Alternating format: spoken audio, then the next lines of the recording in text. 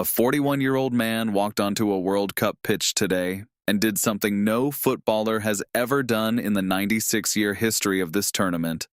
And across the Atlantic, England somehow managed to have the ball for more than 3/4 of a game and still couldn't score a single goal. This is everything that happened on day 14 of the 2026 World Cup. Let's get into it.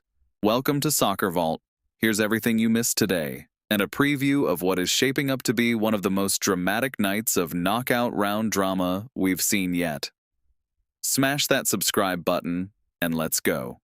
Let's start with the story of the tournament so far, and honestly, maybe the story of the entire modern era of the game. Portugal demolished Uzbekistan 5-0, but the scoreline is almost beside the point, because in the 6th minute, 6 minutes into the match, Cristiano Ronaldo latched onto a low cross from João Cancelo and slotted the ball into the net, and in that moment, history was made. Ronaldo became the first player in the history of the FIFA World Cup, man or woman, to score at 6 different tournaments. 2006, 2010, 2014, 2018, 2022, and now 2026, at 41 years and 138 days old. The man is older than half the players on the pitch in Seville. He is competing against people who grew up watching him, and he is still rewriting the record books. He wasn't done. In the 39th minute, Bruno Fernandes picked out Ronaldo in the box, and he calmly converted again. A brace. His 144th and 145th international goals. His 10th World Cup goal, making him Portugal's all-time leading scorer in the competition. He is now the oldest player to bag a multi-goal game at a men's World Cup, surpassing the record set by Lionel Messi. Portugal were electric all match. The full 5-0 scoreline was ruthless and entirely deserved. They are now top of Group K with 6 points after their earlier 1-1 draw against DR Congo. Uzbekistan, in their first ever World Cup, gave everything they had, but Portugal on this form are a terrifying prospect. Bruno Fernandes was everywhere, the pressing was suffocating, and the finishing was clinical. If CR7 keeps producing at this level, Portugal are a genuine contender for the trophy.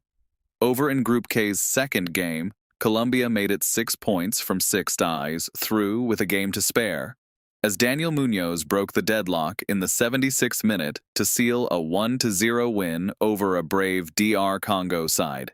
It wasn't pretty, and Congo DR will feel they deserved at least a point after putting in a disciplined, organized defensive display for over an hour. But Munoz found his moment at the right time, and Colombia held firm. For context, DR Congo earned a historic 1-1 draw against Portugal in matchday $1, the first ever World Cup point for Congo, thanks to Yohan Wissa's equalizer in first-half stoppage time. They are out of the tournament now, but they leave with their heads held high. And Colombia, meanwhile, look sharp going into the round of 32. James Rodriguez pulling the strings in midfield. This squad has real quality. Now, I don't even know where to start with this one. England versus Ghana in Boston, and the final score was 0-0. Here are the numbers. England had 78.8% possession, 78.8%. That is the highest possession figure England have ever recorded at a World Cup. In fact, it is the highest possession figure by any team that failed to score in World Cup history since records began in 1966. They had the ball. They had the chances. And they could not put the ball in the net. The most painful moment? Nico O'Reilly thundered a header from Reece James's cross against the woodwork. The rebound fell right to Harry Kane, the captain, the nation's hope, standing 6 yards out, wide, open, net. And Kane somehow fired it over the bar. Over the bar, from 6 yards, Thomas Tuchel will be pulling his hair out. England are still top of Group L, level on 4 points with Ghana, and they will face Panama in matchday 3 to advance. But this performance will haunt them. You cannot hold the ball for nearly 80% of a game and produce nothing. Ghana were brilliant defensively, aggressive, compact, and well organized, but England have to do better, drastically better. And in the other Group L match, Croatia edged Panama 1-0. Ante Budimir with the winner in a tough physical contest. Panama are now eliminated with 0 points from 2 games. Croatia sit on 3 points and must face Ghana in their final group game, a result that will determine who joins England in the knockout rounds. It wasn't a classic, but Croatia showed the grit and experience you expect from a squad that has 3 times reached the knockout stages of recent World Cups. They grind, they do not panic. And with Modric still patrolling that midfield at an age that makes Ronaldo's records look slightly less ludicrous, Croatia are never easy to play against. We have to come back to Ronaldo, because the reaction online has been wild, and I want to give you my honest take. There are people saying this is just sentiment, just nostalgia, just a legacy tour against weaker opposition. And look, Uzbekistan are not Brazil. That is fair. But here is what those critics are ignoring. In the 6th minute of a World Cup knockout match, with everything on the line, a 41-year-old man made a sharp, decisive run in behind the defense, met the cross perfectly, and finished calmly past the goalkeeper. There was nothing lucky about it.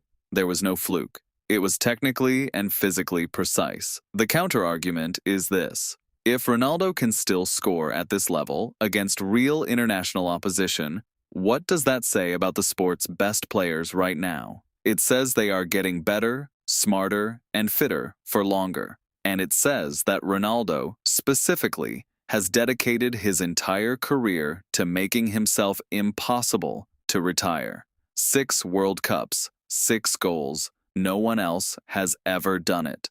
That's not sentiment, that's mathematics. Now, tomorrow is going to be massive. 3 groups playing their final matchday 3 games simultaneously, and every single one is a thriller waiting to happen. First up, Switzerland versus Canada, 3 a.m. SGT on June 25th. These two go into this game level on 4 points each at the top of Group B, Canada ahead purely on goal difference after their extraordinary 6-0 demolition of Qatar. Switzerland need a win. Canada can go through with a draw. This is the classic setup. One team with everything to play for, one team with a cushion, and those are always the best games. My bold prediction, Canada's defense cracks under Swiss pressure in the second half, but Jonathan David buries a counter-attack goal late to send Canada through on top. Switzerland advance in second. Next, Scotland versus Brazil, 6 a.m. SGT on June 25th. This is the game. Scotland need to beat Brazil to guarantee their spot in the knockout rounds. Brazil sit top of Group C with 4 points, Morocco on 4 points, Scotland on 3. A Scotland win combined with a Morocco win over Haiti and Scotland top the group. A draw and Scotland might still go through as a best third-place team, but nothing is guaranteed. Luca Connell has been exceptional this tournament. He gives Scotland a midfield engine capable of pressing even the Seleção. Bold prediction, Scotland draw 1-1, and they squeeze through in the best third-place slot. Mayhem. Absolute mayhem. And the early morning SGT match to set your alarm for, South Africa versus South Korea at 9 a.m. SGT. Mexico have already clinched first place in Group A, but this match decides who goes with them. South Africa must win. A draw is not enough. South Korea only need a point. These are the most brutal group stage nerves in football. One team desperate for 3 points, the other happy to sit back and absorb. I fancy South Korea to hold for a draw and advance. Bafana's tournament ends here. That is the full rundown for Day 14 of the 2026 World Cup. Ronaldo in the history books, England stumbling, and 3 colossal deciders on the horizon. If you haven't subscribed yet, what are you doing? Hit that bell notification right now so you never miss another update. Drop your score predictions for Switzerland, Canada, Scotland, Brazil, and South Africa, South Korea in the comments below. I want to see your boldest calls. This is SoccerVault, and we will see you right back here for tomorrow's breakdown. Let's go.